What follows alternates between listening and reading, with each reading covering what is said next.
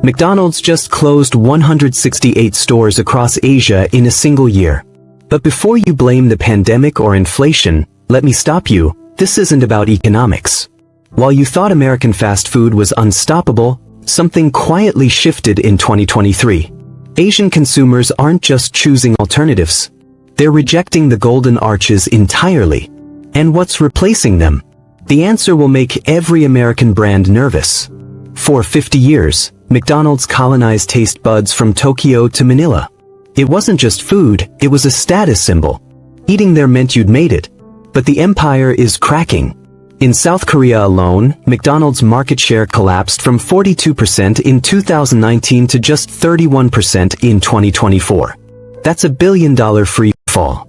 In China, their same-store sales dropped 17% in just 2 years. In Thailand, they closed 23 locations in 2023 alone. Something fundamental broke. Meet Jinho. He's 34, works in marketing in Seoul, and for a decade, McDonald's was his go-to. 3 times a week, every week. Quarter pounders after late meetings. Big Macs on lazy Sundays. His wife used to joke that he had McDonald's loyalty points for days.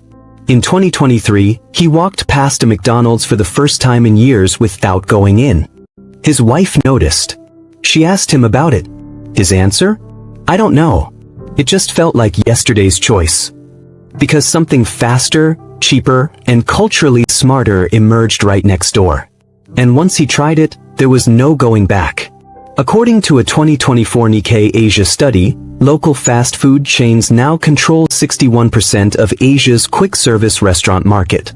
Just 5 years ago, that number was 48%. Think about that. In half a decade, homegrown brands captured the majority. This isn't slow decline. This is a hostile takeover. Imagine walking through Bangkok today, you'll see 7 local chains before you spot one McDonald's.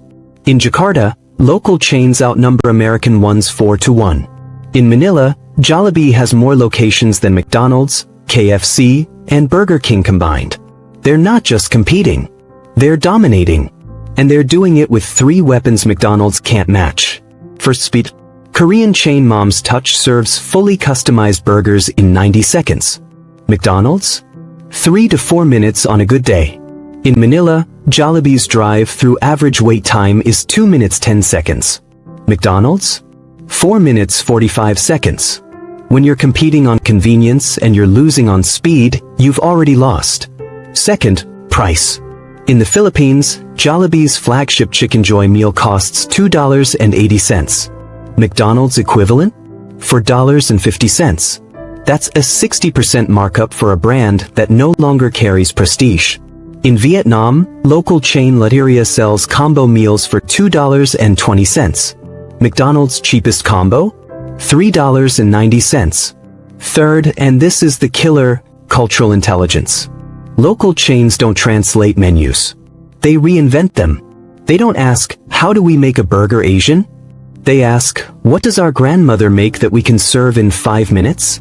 Jinho tried Mom's Touch's bulgogi burger, marinated Korean beef, gochujang mayo, pickled radish, sesame seeds on a brioche-style bun. Familiar flavors from his childhood, served faster than McDonald's, and $1.50 cheaper. The taste hit differently. Not because it was objectively better, but because it felt his. It felt like home. He texted his college friends about it. 4 of them tried it that week. 3 became regulars. He hasn't been back to McDonald's in 18 months. And here's the thing, he doesn't miss it. At all. But here's where it gets weird. McDonald's knows they're losing. Their internal market research teams have been screaming about this since 2021. And their response? They're fighting back in the strangest, most desperate way imaginable. They're trying to out-local the locals. And it's backfiring spectacularly. In 2023, McDonald's launched 147 localized menu items across Asia. That's their biggest menu overhaul in company history. More than they launched in Europe and North America combined. In India, McTikki potato burgers with spiced patties and tamarind sauce. In Japan, teriyaki burgers topped with seaweed fries and wasabi mayo. In Indonesia, rendang burgers that smell like slow-cooked grandma's kitchen with coconut rice buns. In Malaysia, nasi lemak burgers with sambal, anchovies, and peanuts. In China, Sichuan's spicy chicken wraps that made people sweat. On paper, it's smart. Adapt or die, right? Respect the local palate. Give them what they want. Wrong. Here's what they missed. A 2024 consumer behavior study from Singapore Management University surveyed 8,400 consumers across 12 Asian markets and found that 73% of Asian millennials trust local brands more for cultural authenticity, even when the food tastes nearly identical. It's not about flavor. It's about intent. When a local chain makes a bulgogi burger, it's pride. It's, we perfected this. When McDonald's does it, it feels like pandering. It feels like, please don't leave us. Consumers can smell desperation. Meet Priya. She's 28, runs a food blog in Mumbai with 340,000 followers. She's reviewed over 600 restaurants. Her followers trust her because she's brutally honest. In 2023, McDonald's launched their Indian Soul menu, and Priya was excited, finally, a global brand respecting her culture. She ordered the masala dosa burger with high hopes. One bite in, her face said everything. The dosa shell was soggy, not crispy like it should be. The masala filling tasted like ketchup with turmeric, not the complex spiced potato filling her mother makes.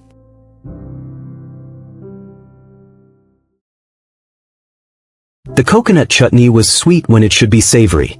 She posted her review with a photo of her disappointed face. The caption, "This is what happens when corporations cosplay your culture." It got 89,000 likes in 6 hours. The comments were brutal. They hired consultants instead of grandmothers. This is colonization with extra steps. My mom would disown me if I served this. A week later, she went to Wow Momo, a local chain specializing in authentic momos and fusion snacks created by Indian chefs who grew up eating this food. 80 rupees, about $1. Instant trust. Real flavors. No translation errors. No consultants guessing what Indians want. Just Indians making Indian food fast. She posted about it. 52,000 likes. She's now a brand ambassador for them, and she makes more from that partnership than some people make in a year. McDonald's spent millions perfecting those menus with focus groups and test kitchens. Priya spent $1 and never looked back. But the food? That's not even the real problem. The deeper reason McDonald's is failing has nothing to do with burgers or pricing or speed. It's generational and it's irreversible. The psychological foundation that made McDonald's dominant in Asia, it's gone. And it's never coming back. Gen Z in Asia doesn't remember American cultural dominance. They didn't grow up watching American movies exclusively or listening to American music or dreaming of American colleges. They grew up watching K-pop dominate YouTube. They grew up with Bollywood breaking box office records. They grew up with Chinese tech companies becoming global giants. According to McKinsey's 2024 Asia Consumer Report, 68% of Asian Gen Z actively avoid American brands. Not because they hate America, but because those brands feel like something their parents liked. Outdated status symbols from a bygone era. The same way American Gen Z avoids brands their boomer parents loved. Your parents ate McDonald's to feel modern. Their kids avoid it for the exact same reason. The psychology flipped. What was once aspirational is now nostalgic at best, cringe at worst. And brands can't reverse that. You can't advertise your way out of a generational psychological shift. Meet Lynn. She's 22, studies design in Hanoi, runs a TikTok account with 180,000 followers where she reviews restaurants and cafes. Her parents used to take her to McDonald's as a special treat when she was little. It meant we made it. It meant they could afford Western food. It was a celebration. Fast forward to 2024. Lynn takes Instagram photos at Pho Zao 2000, a Vietnamese fusion chain with neon lights, viral TikTok challenges, and a menu designed by local chefs under 30. The restaurant looks like a cyberpunk movie set. The food tastes like her grandmother's recipes remixed by someone who understands her generation. When I asked her about McDonald's, she laughed. "It's not bad," she said. "It's just boring. Like something my mom likes. When I eat there, I feel like I'm eating in 2005. That's a death sentence for a brand trying to stay relevant. A 2023 study published in the Journal of International Marketing measured something fascinating: the cultural cringe factor. Researchers surveyed 12,000 Gen Z consumers across Asia and found that American fast food brands carry a 34% cringe factor. That means 1 in 3 young people feel embarrassed to be seen eating there. Not disgusted. Not offended. Embarrassed. Like being caught wearing your dad's old sneakers. You can't advertise your way out of that. You can't rebrand your way out of that. You can't localize your menu your way out of that. But wait, if American brands are dying in Asia, how do you explain this? There is one American chain that's absolutely thriving in Asia right now. Not just surviving, but growing faster than almost any other brand in the region. And their strategy?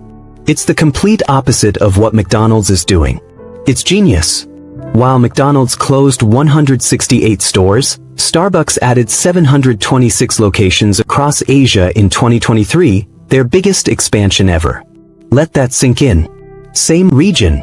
Same economy. Same consumers. One brand collapsing, another exploding. They didn't fight local culture. They weaponized it. In China, Starbucks stores look like traditional tea houses, wooden architecture, calligraphy on walls, seating designed for long conversations with friends or alone time with books. They hired Chinese architects, not American ones. In Japan, they launched sakura lattes 2 weeks before cherry blossom season. Pink drinks in clear cups so you could photograph them with real cherry blossoms in the background. 2.4 million sold in 3 weeks. In Vietnam, they added Sa Phi Sueda, coffee with condensed milk, the most popular local coffee, and priced it cheaper than their Western lattes. They told Vietnamese customers, "We respect your coffee culture so much, we want to learn from it." Starbucks doesn't sell coffee. They sell third spaces. Instagrammable moments. Status through aesthetics, not Americanness. They sell the experience of sitting in a beautiful space that respects where you're from. Meanwhile, McDonald's sells burgers, and Asia already perfected the burger decades ago. According to Euromonitor's 2024 food service report, experiential dining in Asia grew 89% since 2020. Quick convenience eating? Down 12%. Translation: people want experiences, not efficiency. McDonald's built a 50-year empire on speed and convenience. That empire is now a liability. The thing that made you successful is now the thing killing you. So is McDonald's doomed? Not quite. But what they're doing next? It reeks of desperation. And it might be too late to matter. In 2024, McDonald's opened 43 delivery-only locations across Southeast Asia. No dining rooms. No playgrounds. No golden arches on street corners.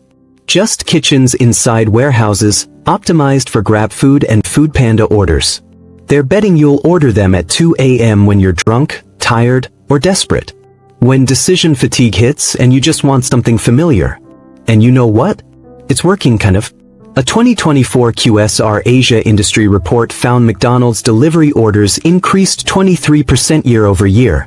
Great news, right? Front page investor material. Except profit margins dropped 8% because delivery platforms take 25 to 30% per order. So they're making more sales but earning less money per sale. They're working harder for less. That's not growth. That's survival mode. That's a boxer taking punches and calling it strategy. Their CEO told investors, "We're pivoting to digital-first experiences." Translation: we can't get people into our stores, so we're hoping they'll order us when they can't see better options. And there's another problem they're not talking about. Ghost kitchens have no brand loyalty. When you open a delivery app, you see 47 options in a grid. McDonald's is one thumbnail among dozens.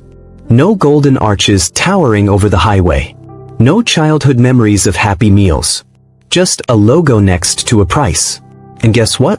Local chains are cheaper, faster, and often rated higher. On GrabFood in Manila, Jollibee has a 4.7-star rating with 340,000 reviews.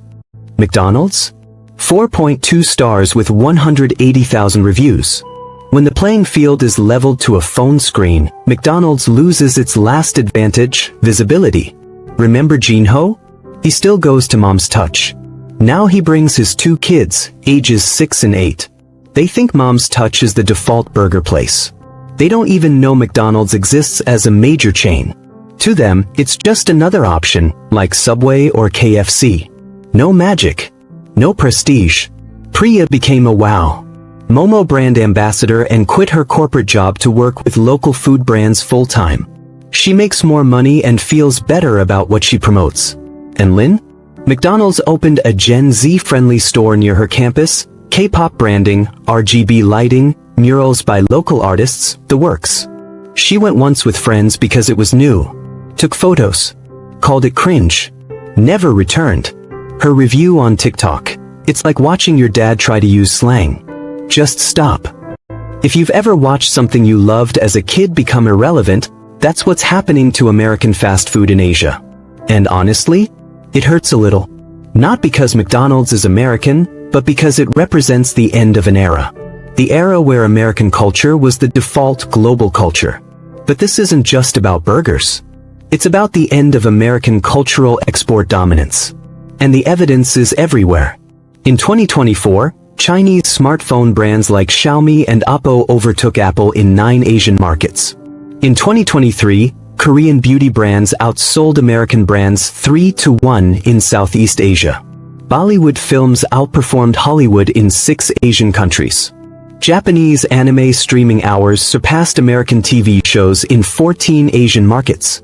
A 2024 PW research study found 58% of Asians under 30 view American brands as culturally irrelevant, up from 34% just 5 years ago.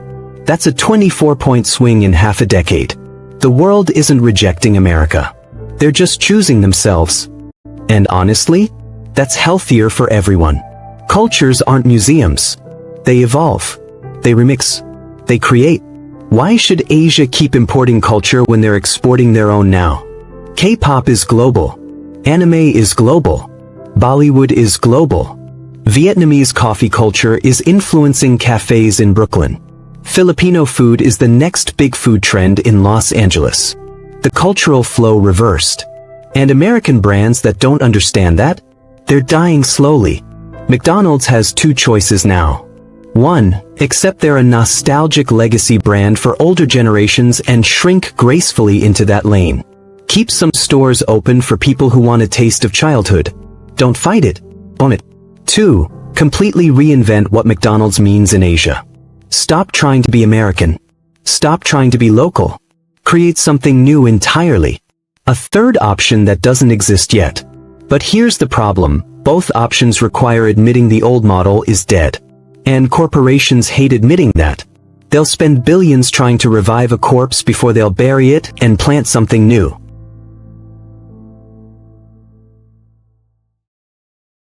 The fast food empires that dominated the 20th century are facing extinction in the 21st. Not everywhere. McDonald's will be fine in America and parts of Europe. But in Asia, the largest consumer market in human history, they're becoming irrelevant.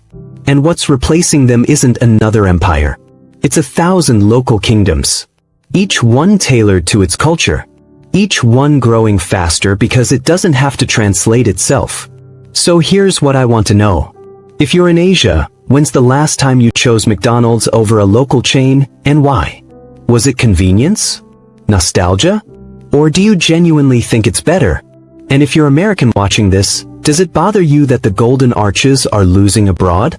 Or is it just business? Is there a part of you that feels like American culture losing ground overseas means something bigger?